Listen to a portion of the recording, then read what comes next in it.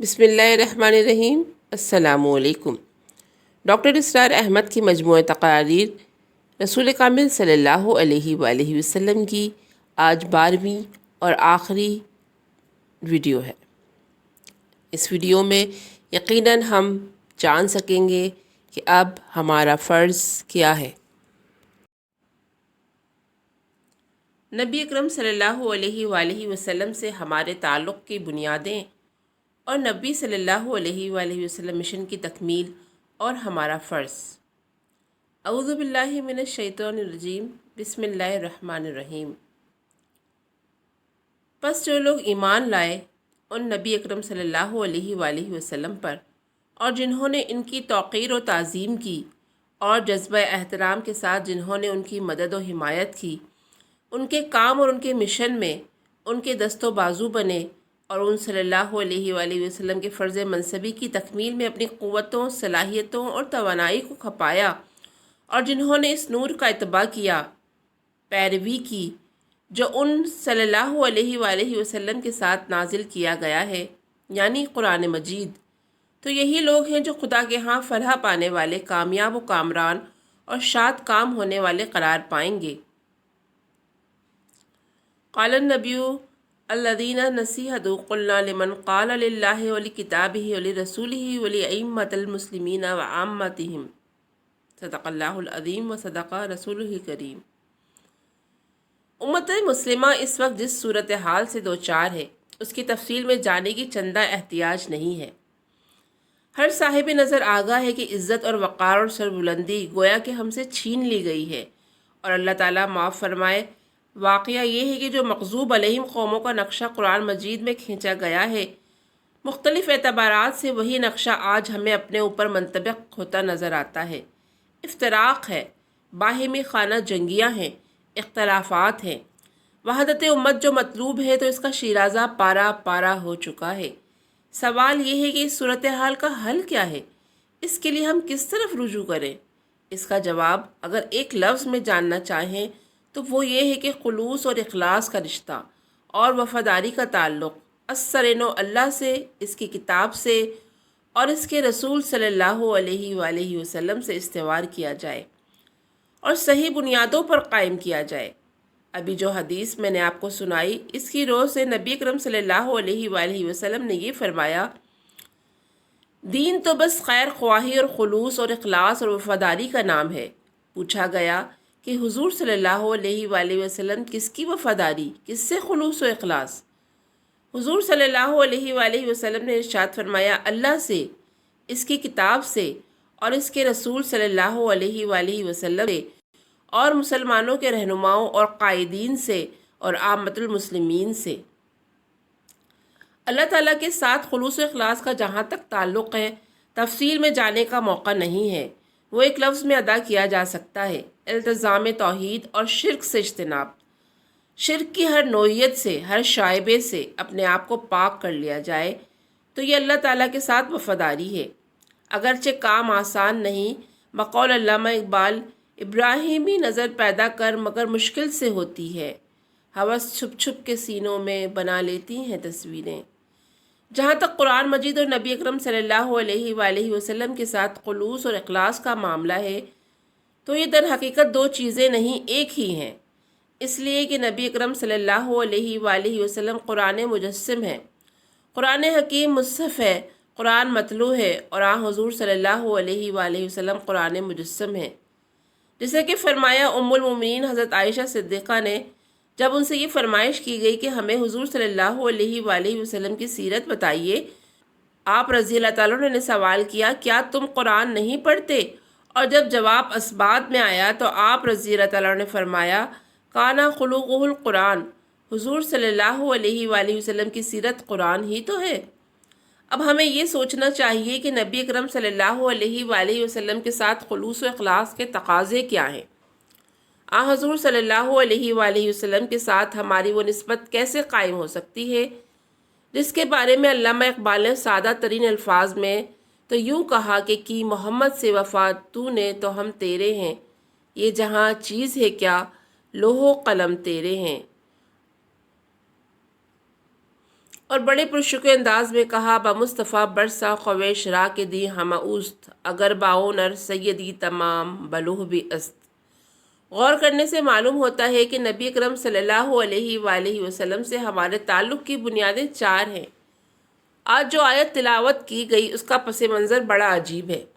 حضرت موسیٰ نے جب اپنے اور اپنی قوم کے لیے بارگاہ خداوندی میں رحمت کا سوال کیا تو اللہ تعالیٰ نے جواباً ارشاد فرمایا میری ایک رحمت تو عام ہے جو تمام مخلوقات کے لیے کھلی ہوئی ہے، اور جو میری رحمت خصوصی ہے تو اسے میں نے مخصوص کر دیا ہے ان لوگوں کے لیے جو میرے نبی امی سے اپنا صحیح تعلق قائم کریں گے۔ وہ تعلق کیا ہے؟ اس کو سورۃ الاعراف کی آیت 157 کے حصے میں ان الفاظ مبارکہ میں بیان کر دیا جس کی میں نے آغاز کلام میں تلاوت کی تھی کہ جو لوگ ان پر ایمان لائیں گے، ان کی تعظیم کریں گے، ان کی نصرت و حمایت کریں گے اور جو نور ان کے ساتھ نازل کیا گیا ہے اس کی پیروی کریں گے، وہ ہوں گے اصل معنی میں کامیاب، اور میری رحمت خصوصی انہی لوگوں کے حصے میں آئے گی۔ اس آیہ مبارکہ کی روشنی میں غور کیا جائے تو حضور صلی اللہ علیہ وآلہ وسلم کے ساتھ ہمارے تعلق کی 4 بنیادیں واضح طور پر سامنے آتی ہیں۔ سب سے پہلی بنیاد تصدیق و ایمان۔ یہ تصدیق کرنا کہ آپ اللہ کے رسول ہیں۔ آپ صلی اللہ علیہ وآلہ وسلم نے جو کچھ فرمایا اپنی طرف سے نہیں فرمایا، بلکہ اللہ تعالیٰ نے جو وحی فرمایا اسی کو نوع انسانی کے سامنے پیش فرمایا۔ وما ينطق عن الهوى ان هو الا وحی یوحی، اور ہمارا نبی اپنی خواہش نفس سے نہیں بولتا، یہ تو ایک وحی ہے جو ان پر کی جاتی ہے۔ اب اس زمن میں یہ جاننا چاہیے کہ اس ایمان اور تصدیق کے 2 درجے ہیں۔ ایک اقرار باللسان کا درجہ ہے، زبانی اقرار، اس سے انسان اسلام کے دائرے میں داخل ہو جاتا ہے، وہ قانونی ضرورت پوری ہو جاتی ہے جو امت محمد علیہ صاحبۃ الصلاۃ والسلام میں شامل ہونے کے لیے لازمی اور ضروری ہے۔ لیکن اصلی ایمان تصدیق بالقلب کا نام ہے۔ جبکہ حضور صلی اللہ علیہ وآلہ وسلم کی رسالت پر، آپ صلی اللہ علیہ وآلہ وسلم کی نبوت پر دل میں یقین کی کیفیت پیدا ہو جائے تو یہ ہے ایمان مطلوب۔ اس کے بغیر جو دوسرے حقوق ہیں نبی اکرم صلی اللہ علیہ وآلہ وسلم کے، وہ ہم ادا نہیں کر سکتے۔ پھر زبانی کلامی تعلق رہے گا، جیسے کہ اللہ معاف فرمائے ہماری ایک عظیم اکثریت کا فی الواقع ہے۔ دوسرا تعلق ہے تعظیم و محبت۔ یہ لازمی تقاضا ہے یقین قلبی کا۔ اگر یہ یقین ہو کہ آپ صلی اللہ علیہ وآلہ وسلم اللہ کے رسول ہیں تو آپ صلی اللہ علیہ وآلہ وسلم کی ایک عظمت کا نقش قلب پر قائم ہوگا، آپ کی محبت دل میں جاگزی ہوگی، جیسے کہ نبی اکرم صلی اللہ علیہ وآلہ وسلم نے فرمایا تم میں سے کوئی شخص مومن نہیں ہو سکتا جب تک کہ میں اسے محبوب تر نہ ہو جاؤں، اس کے اپنے بیٹے سے، اس کے اپنے باپ سے اور تمام انسانوں سے۔ یعنی اگر ایک مومن کے دل میں حضور صلی اللہ علیہ وآلہ وسلم کی محبت اپنے تمام اعضاء و اقارب اور تمام انسانوں سے بڑھ کر جاگزی ہوئی ہے تو یقیناً مومن ہے۔ اس حدیث میں بیٹے اور باپ کے ذکر نے تمام عزیزوں، رشتہ داروں، قبیلوں اور قوموں کا احاطہ کر لیا ہے۔ ان الفاظ میں کوئی ابہام نہیں ہے۔ ایسا نہیں ہے کہ بات واضح نہ ہو، بلکہ صاف صاف اور 2 ٹوک انداز سے ارشاد ہوا کہ حقیقی ایمان کا لازمی تقاضا ہے کہ حضور صلی اللہ علیہ وآلہ وسلم ایک بندہ مومن کو دنیا کی تمام چیزوں سے محبوب تر ہو جائے۔ تعظیم ظاہری بھی مطلوب ہے اور قلبی بھی۔ اسی طرح محبت کا زبانی بھی اظہار ہو اور دل میں بھی جاگزی ہو، اور اس کا سب سے بڑا مظہر ہے حضور صلی اللہ علیہ وآلہ وسلم پر درود بھیجنا، جس کے بارے میں یہ بھی فرمایا گیا کہ اگر کوئی شخص اپنی دعا کل کی کل صرف حضور صلی اللہ علیہ وآلہ وسلم پر درود بھیجنے پر مشتمل کر دے تو اس کا مقام اور مرتبہ کہیں زیادہ ہوگا اس سے کہ وہ خود اللہ سے اپنے لیے کوئی سوالات کرتا رہے۔ تیسرا تعلق حضور صلی اللہ علیہ وآلہ وسلم کے ساتھ ہمارا حضور صلی اللہ علیہ وآلہ وسلم کی نصرت و حمایت ہے، جو لازمی نتیجہ ہے ان پہلی دونوں بنیادوں کا۔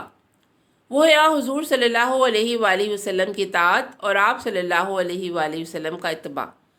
ظاہر بات ہے جب آپ کو اللہ کا رسول مانا تو اب آپ صلی اللہ علیہ وسلم کے حکم سے سرتابی چہ معنی دارت، آپ کا ہر حکم سر آنکھوں پر ہوگا۔ اس میں تو البتہ انسان تحقیق کا حق رکھتا ہے کہ واقعتاً محمد رسول اللہ صلی اللہ علیہ وآلہ وسلم نے یہ حکم دیا ہے یا نہیں۔ لیکن جب یہ طے ہو جائے کہ یہ آپ کا فرمان ہے، یہ آپ کا حکم ہے، تو اب چون چرا کا کوئی سوال نہیں، اب تو اطاعت کرنی ہوگی، اور اطاعت بھی کیسی؟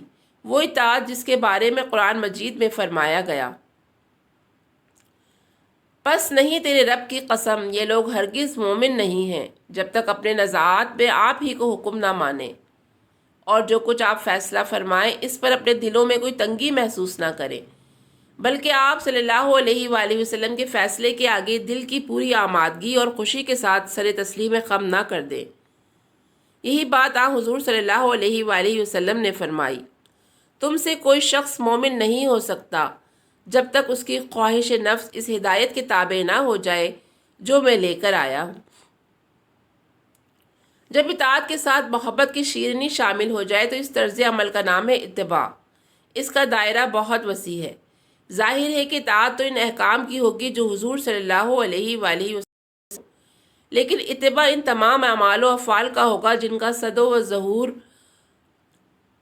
و ظہور ہوا نبی اکرم صلی اللہ علیہ وآلہ وسلم سے، چاہے اس کو کرنے کا حکم آپ نے بالفعل نہ دیا ہو۔ اس اتباع کا قرآن مجید میں جو مقام ہے وہ بھی سن لیجئے۔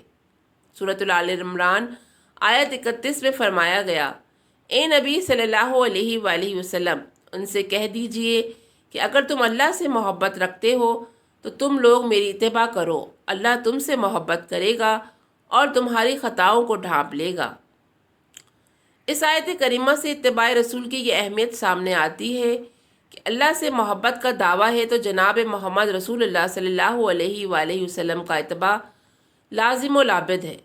اس اتباع کا ایک نتیجہ تو یہ نکلے گا کہ اللہ ہم سے محبت فرمائے گا، اور دوسرا نتیجہ یہ نکلے گا کہ ہم اس کی مغفرت و عفو کے مستحق قرار پائیں گے۔ اس سے زیادہ ایک بندہ مومن کی خوش بختی اور کیا ہو سکتی ہے کہ وہ اللہ کا محبوب اور اس کی مغفرت کا سزاوار بن جائے۔ چوتھا اور آخری، اور یوں کہیے کہ یہ عروج ہے کہ حضور صلی اللہ علیہ وآلہ وسلم کے ساتھ ہمارے تعلق کا، وہ ہے یہ تائید و نصرت۔ حضور صلی اللہ علیہ وآلہ وسلم ایک مشن لے کر تشریف لائے تھے۔ حضور صلی اللہ علیہ وآلہ وسلم کا مقصد بعثت عالمی سطح پر ہنوز شرمندہ تکمیل ہے۔ وقت فرصت ہے کہاں، کام ابھی باقی ہے، نہر توحید کا اتمام ابھی باقی ہے۔ صحابہ کرام نے دوران خلافت راشدہ اس عمل کو جہاں تک پہنچایا تھا، ہم اپنی بے عملیوں کی طفیل وہ اثرات بھی ختم کر چکے ہیں۔ اب تو سر نو پیغام محمدی صلی اللہ علیہ وآلہ وسلم کی نشر و اشاعت کرنی ہے۔ پیغام محمدی صلی اللہ علیہ وآلہ وسلم کو پہنچانا ہے تمام اقوام و ملل عالم تک، اور سر نو اللہ کے دین کو فی الواقع قائم و نافذ اور غالب کرنا ہے پورے کرۂ ارضی پر۔ اور اس کے لیے پہلے جہاں بھی اللہ توفیق دے، جس خطۂ ارضی کی قسمت جاگے، وہ سب سے پہلا بیس قرار پائے اس عہد حاضر میں انقلاب محمدی کا، تو اس ملک کی خوش بختی اور خوش نصیبی پر تو واقعتاً رشک کیا جانا چاہیے۔ یہ ہے وہ فریضہ منصبی جو امت کے حوالے کیا گیا۔ حضور صلی اللہ علیہ وآلہ وسلم کا مشن زندہ و تابندہ ہے۔ حضور صلی اللہ علیہ وآلہ وسلم گویا کہ اب بھی پکار رہے ہیں، کون ہے میرا مددگار اللہ کی راہ میں؟ یعنی کون ہے جو میرے پیغام کی نشر و اشاعت کا کام کرے گا، میرے دین کا علم بردار بن کر کھڑا ہو اور اپنے پورے کرۂ ارضی پر اس کا جھنڈا سر بلند کرنے کے لیے تن من دھن لگانے کے لیے آمادہ ہو جائے۔ اسی کے ضمن میں آخری بات آتی ہے اس آیہ مبارکہ میں کہ اس عمل کا ذریعہ کیا ہے۔ محمد رسول اللہ صلی اللہ علیہ وآلہ وسلم نے جو انقلاب برپا کیا تو اعلیٰ انقلاب تھا قرآن حکیم اتر کر ہرا سے سوئے قوم آیا، اور ایک نسخہ کیمیا ساتھ لایا۔ وہی اللہ ہے جس نے امیوں کے اندر ایک رسول خود انہی میں سے اٹھایا جو انہیں اس کی آیات سناتا ہے، ان کی زندگی سنوارتا ہے اور ان کو کتاب اور حکمت کی تعلیم دیتا ہے۔ بس معلوم ہوا کہ آپ صلی اللہ علیہ وآلہ وسلم کا دعوت کا مرکز و محور قرآن حکیم تھا۔ آپ صلی اللہ علیہ وآلہ وسلم نے لوگوں کی ذہنتیں بدلیں تو اسی قرآن حکیم سے۔ لوگوں کی سوچ میں انقلاب برپا کیا تو اسی قرآن حکیم سے، ذہن کی تطہیر فرمائی تو اسی قرآن کی آیات بینات سے، تزکیہ نفس فرمایا تو اسی قرآن کی آیات بینات سے، بیانات اس کا ذریعہ بنی، خارج و باطن منور ہوئے تو اسی قرآن حکیم کے نور سے۔ وہ کتاب موجود ہے اور اسی کی اتباع کا ان الفاظ مبارکہ میں ذکر ہوا، اور اس کا نور کا اتباع کیا جو ان نبی کے ساتھ اتارا گیا ہے، وہ نور جو آپ کے ساتھ نازل کیا گیا، وہ نور حضور صلی اللہ علیہ وآلہ وسلم حوالے کر کے گئے، وہ امت کے پاس محفوظ ہے، اس کے ساتھ اپنے تعلق کو درست کرنا ہے۔ یہاں حضور صلی اللہ علیہ وآلہ وسلم کے ساتھ ہمارے صحیح تعلق کی آخری اور اہم ترین بنیاد ہے۔ یہ وراثت محمدی صلی اللہ علیہ وآلہ وسلم ہے، اس کو مضبوطی سے تھامنے کا ہم کو حکم ہے اور اسی کو حبل اللہ قرار دیا گیا ہے۔ یہی کتاب اللہ امت کے اندر از سر نو اتحاد اور یکجہتی پیدا کرے گی، اسی سے وحدت فکر پیدا ہوگی، اسی سے وحدت عمل پیدا ہوگا، اس سے ہماری جدوجہد یکجہتی کے ساتھ اپنے اصل ہدف کی طرف آگے بڑھے گی۔ اس کتاب کے حقوق کو پہچاننا بھی ہمارے ایمان اور وقت کی ایک اہم ضرورت ہے۔ جیسے نبی اکرم صلی اللہ علیہ وآلہ وسلم کے ساتھ اپنے تعلق کی بنیادوں کو پہچاننا ہمارے حقیقی اور قلبی ایمان لانے کے لیے ضروری و لابدی ہے۔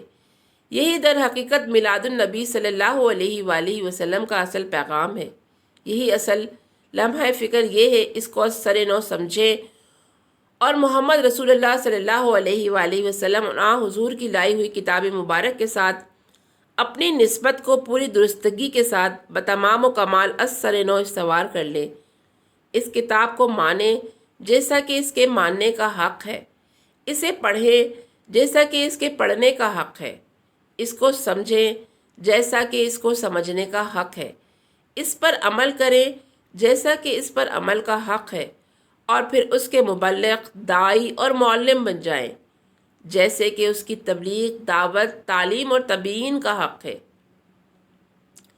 وقفاً اللہ لہٰذا اللہ تعالی ہمیں ان جملہ امور پر عمل کی توفیق عطا فرمائے تاکہ ہم نبی اکرم صلی اللہ علیہ وآلہ وسلم کے مشن کی عالمی سطح پر تکمیل کے لیے راست سمت میں پیش قدمی کر سکیں، اور وہ وقت آئے جس کے بارے میں شاہ ولی اللہ دہلوی نے فرمایا تھا کہ جب پورے کرۂ ارضی پر اللہ کا دین غالب اور قائم ہو جائے گا، جیسے محمد عربی صلی اللہ علیہ وآلہ وسلم نے اپنے عہد مبارک میں جزیرہ نمایاں عرب پر غالب کر دیا تھا، تو وہ وقت ہوگا جب یہ آیہ مبارکہ اپنی پوری شان کے ساتھ ظاہر ہوگی۔